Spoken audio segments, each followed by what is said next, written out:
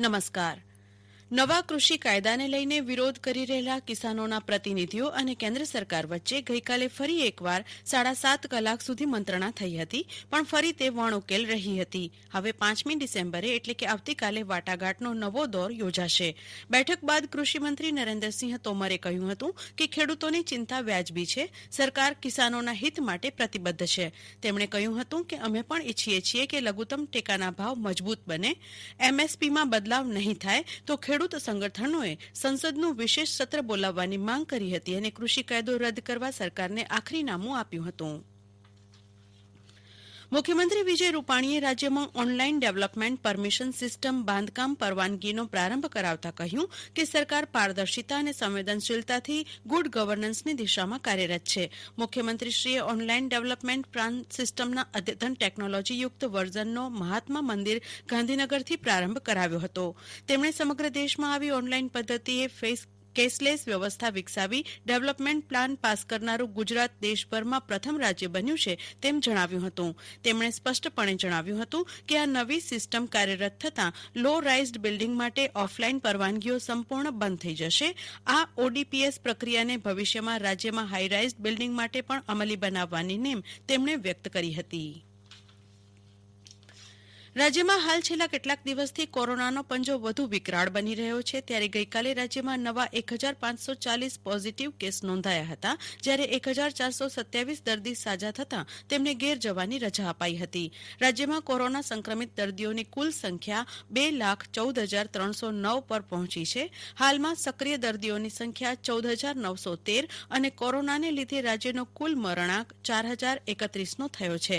જ્યારે જિલ્લાની સ્થિતિ જોઈએ તો ગઈકાલે કચ્છ જિલ્લામાં કુલ 20 દર્દીઓ સ્વસ્થ થતાં ઘેર પરત ફરવાની રજા આપવામાં આવી, જ્યારે ગઈકાલે કુલ 30 દર્દીઓનો રિપોર્ટ પોઝિટિવ આવ્યો હતો, જે પૈકી સૌથી વધુ 8 શહેરી અને 2 ગ્રામ્ય વિસ્તારના મળીને કુલ 10 કેસ ભુજ તાલુકામાં નોંધાયા હતા, તો અંજાર તેમજ ગાંધીધામ તાલુકામાં 8 તેમજ લખપત અને મુન્દ્રા તાલુકામાં 2 પોઝિટિવ કેસ નોંધાયા હતા.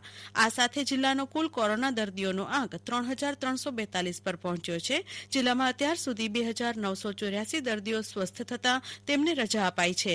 હાલ જિલ્લામાં કુલ 242 સક્રિય દર્દીઓ છે, જ્યારે ગઈકાલે થયેલ 2 મરણ સાથે જિલ્લાનો કોરોનાને લીધે મૃત્યુઆંક 73નો થયો છે.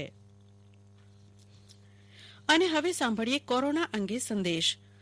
કોરોના સામેની રાષ્ટ્રની લડતમાં આપ પણ જોડાઓ અને કોરોનાથી બચવાના સરળ ઉપાય અપનાવો. હંમેશા માસ્ક પહેરો, સામાજિક અંતર જાળવો, હાથ વારંવાર ધુઓ અથવા સેનેટાઈઝરથી સ્વચ્છ કરો અને કોરોનાથી પોતાનું અને એ દ્વારા પોતાના પરિવારનું રક્ષણ કરો. સમાચારોમાં આગળ વધીએ.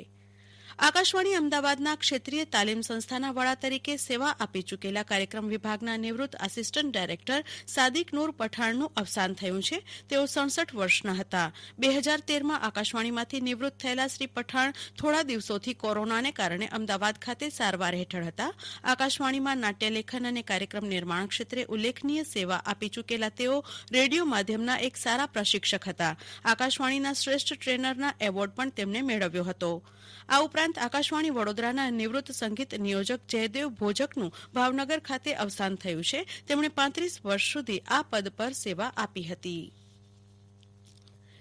ભારતીય રિઝર્વ બેન્કે દેશની સૌથી મોટી ખાનગી એચડીએફસી બેન્કને નવો ડિજીટલ વેપાર શરૂ ન કરવા અને નવા ગ્રાહકોને ક્રેડિટ કાર્ડ ન આપવાનો આદેશ કર્યો છે. બેન્કના ગ્રાહકોએ કરેલી ટેકનિકલ ખરાબીની ફરિયાદો મળ્યા બાદ આ આદેશ અપાયો છે. એચડીએફસી બેન્કે કહ્યું કે આરબીઆઈએ 2 ડિસેમ્બરે આ આદેશ આપ્યો હતો. એચડીએફસી બેન્કે કહ્યું છે છેલ્લા 2 વર્ષમાં તેમણે આઈટી સિસ્ટમને વધુ સક્ષમ બનાવવા માટે અનેક પગલાં લીધા છે. પવનની દિશા બદલાતા કચ્છમાં ડિસેમ્બર માસના આરંભે ઠંડીના ચમકારાને બદલે બેવડા વાતાવરણનો અનુભવ થઈ રહ્યો છે. જિલ્લા મથક ભુજ ખાતે મહત્તમ પારો 33 થી 35 ડિગ્રી સુધી પહોંચતા બપોરના ભાગે ગરમીનો અનુભવ થયો છે, જ્યારે લઘુત્તમ ઉષ્ણતામાન 13 થી 14 ડિગ્રી જેટલું રહેતા રાત્રે ઠંડીનો અનુભવ થઈ રહ્યો છે. નલિયા ખાતે 33.4 ડિગ્રી મહત્તમ તાપમાન સામે 12.6 લઘુત્તમ તાપમાન, કંડલા બંદરે 28.1 ડિગ્રી મહત્તમ તાપમાન સામે 17 ડિગ્રી લઘુત્તમ તાપમાન, જ્યારે કંડલા હવાઈ મથકે 32.6 ડિગ્રી મહત્તમ તાપમાન સામે 15.6 ડિગ્રી લઘુત્તમ ઉષ્ણતામાન નોંધાયું હતું. હજુ પણ 4-5 દિવસ સુધી આવા જ પ્રકારના વાતાવરણનો અનુભવ જિલ્લાવાસીઓ કરશે તેવું હવામાન વિભાગ દ્વારા જણાવાયું છે. અને આ સાથે આ સમાચાર બુલેટિન પૂરું થયું. નમસ્કાર.